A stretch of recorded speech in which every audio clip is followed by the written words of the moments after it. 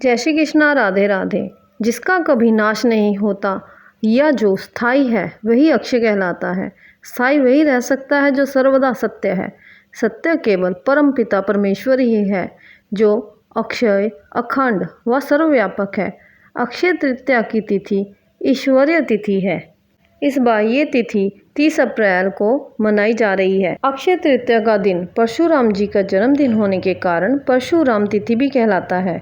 परशुराम जी की गिनती चिरंजीवी महात्माओं में की जाती है, इसलिए इस तिथि को चिरंजीवी तिथि भी कहते हैं। अक्षय तृतीया तिथि को आखा तृतीया अथवा आखा तीज भी कहते हैं।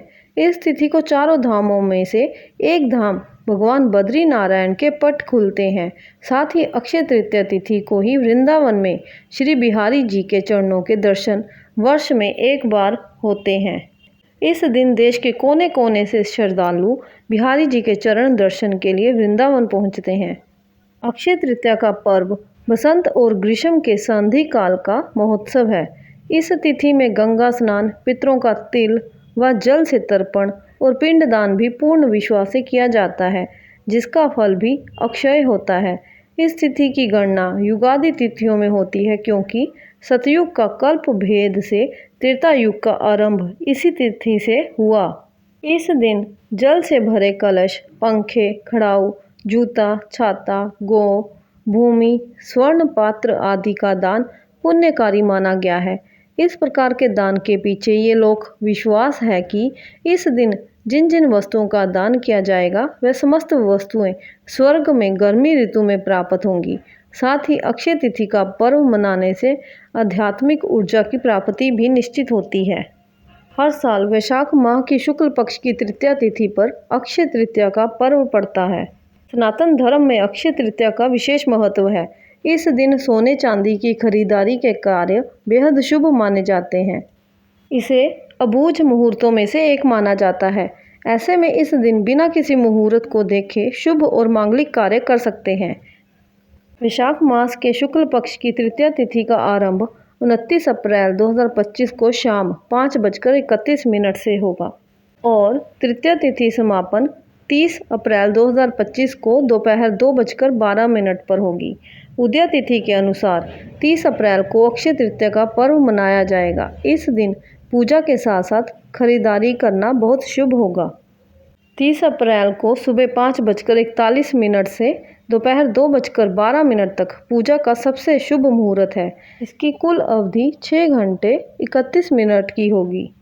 इसके अलावा सर्वार्थ सिद्धि योग शाम 4:18 से 1 मई तक रहेगा। ये दिन माता लक्ष्मी और भगवान विष्णु को समर्पित है। ऐसा कहा जाता है कि जो लोग इस दिन सच्चे भाव के साथ देवी लक्ष्मी की पूजा और खरीदारी करते हैं, उन्हें अक्षय फलों की प्राप्ति होती है। आइए जानते हैं पूजन विधि।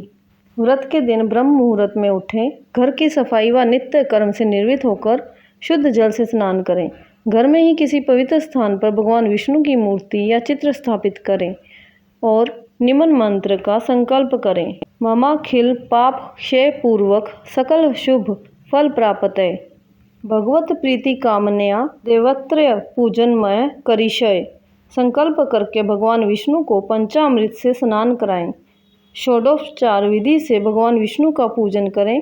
भगवान विष्णु को सुगंधित पुष्प माला पहनाएं। नैवेद्य में जौ या गेहूं का सत्तू, ककड़ी और चने की दाल अर्पण करें। अगर हो सके तो विष्णु सहस्त्र नाम का जप करें।